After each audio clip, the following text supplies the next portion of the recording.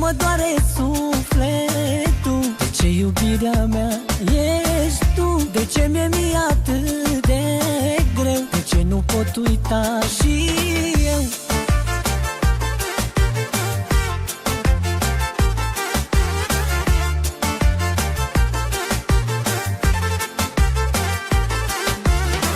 De când ai plecat, multe s-au schimbat, dar eu tot nu te-am uitat. Mi-ai lăsat decât lacrimi care au curs și întrebări fără răspuns. De când ai plecat, multe s-au schimbat, dar eu tot nu te-am uitat. Mi-ai lăsat decât lacrimi care au curs și întrebări fără răspuns. De ce ai plecat din viața mea? De ce să-mi plângă inima?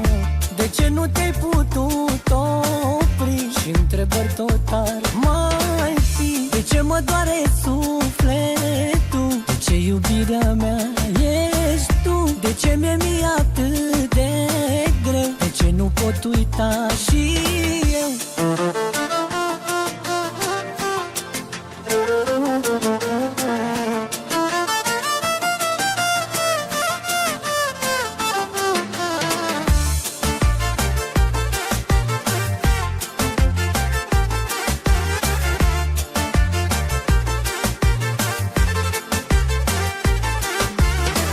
Fiecare zi trece ca un an de când eu nu te mai am. Spune-mi tu de ce toate